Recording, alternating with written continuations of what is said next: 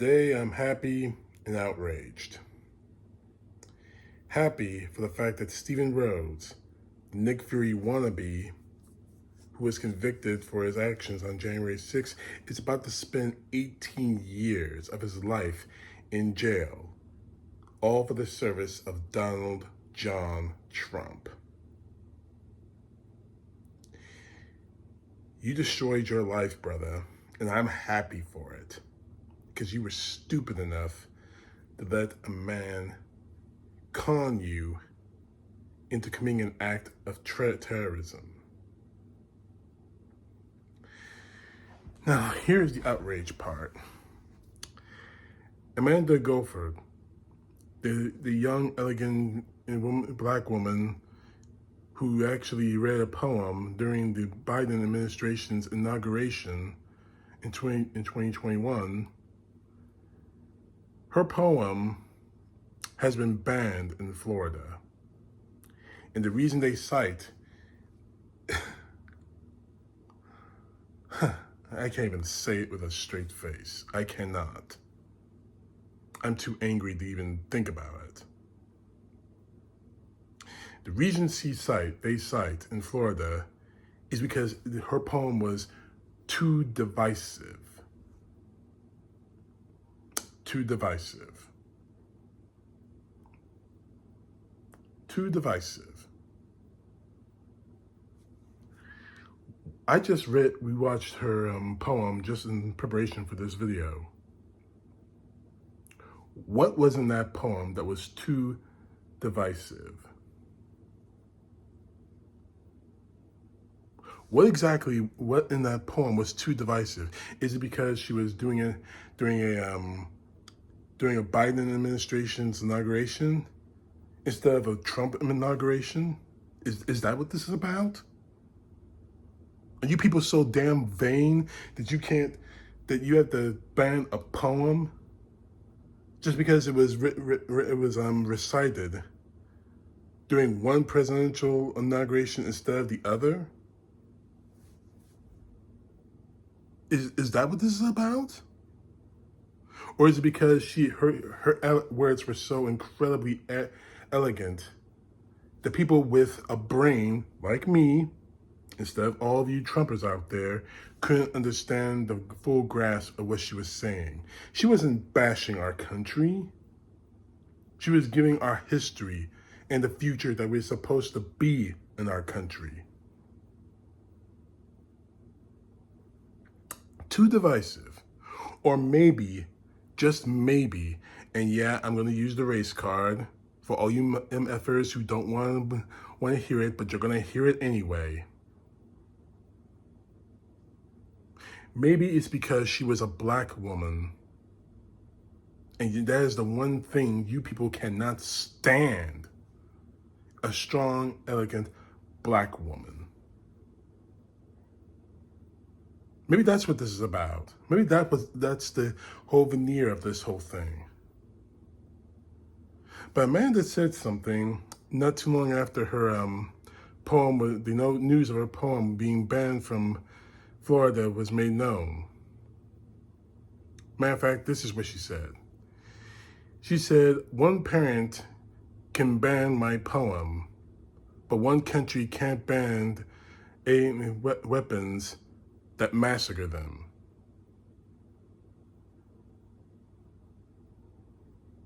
And I have to wholeheartedly agree with that assessment from Amanda. See, it's very easy for this country to ban drag queen shows and all that other stuff. You want to stop people from going to Disney movies. The Little Mermaid is 24 hours away from being released in theaters. And the hate between the first trailer that was shown last year to the present day has shown me this country's morality and its set of priorities are completely destroyed. You'll rage and rebel against a movie all because it has a black woman as the lead character. But you won't rage and hoof and holler about kids being killed in a...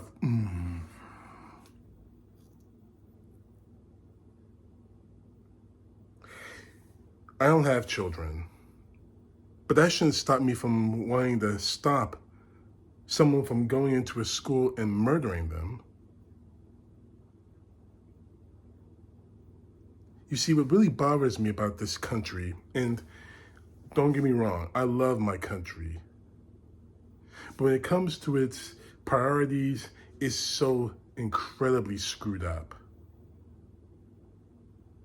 You'll rage and holler about a fictionalized movie or a young African American's poem.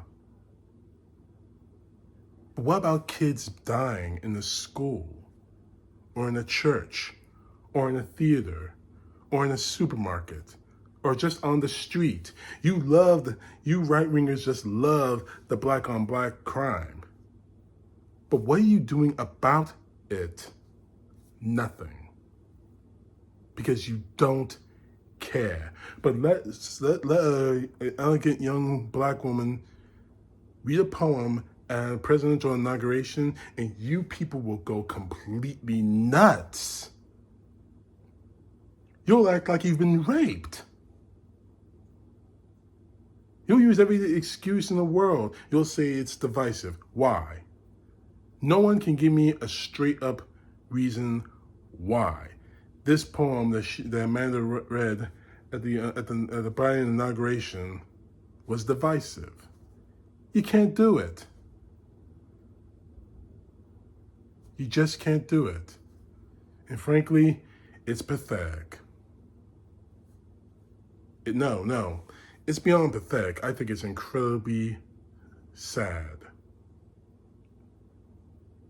You'll scream, hoof, and holler about stuff that's so small. But when the big things come, the life and death things come, when things that actually do matter, you do nothing.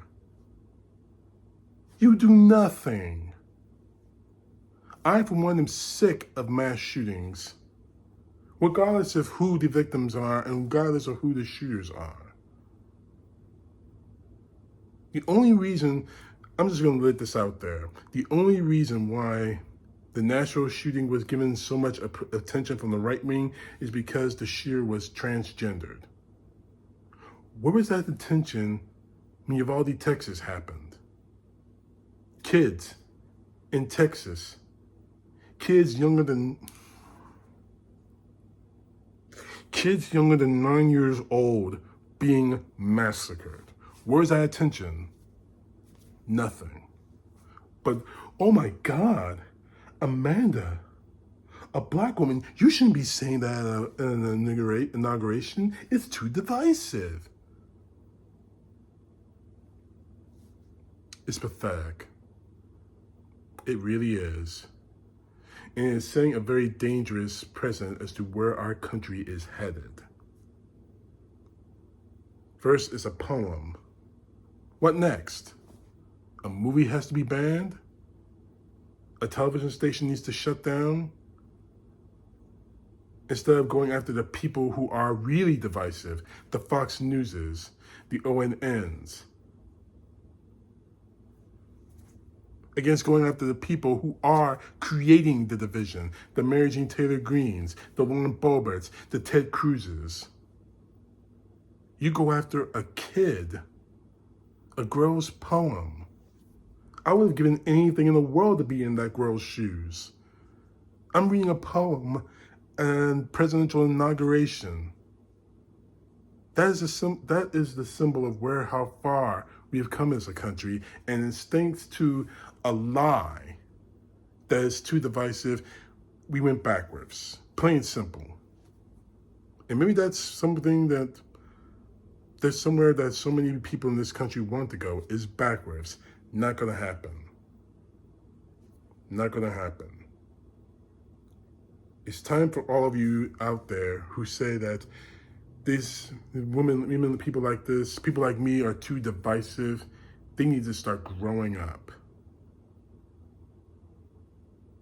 It's a shame that I have to even talk about something like this. But I'm gonna have to. Because this country has not grown up. Because people like this parent in Florida have not grown up. It's a shame. CTP, know the truth. God bless. Peace to the left, justice to the right. Oh, one more thing before I close out this video.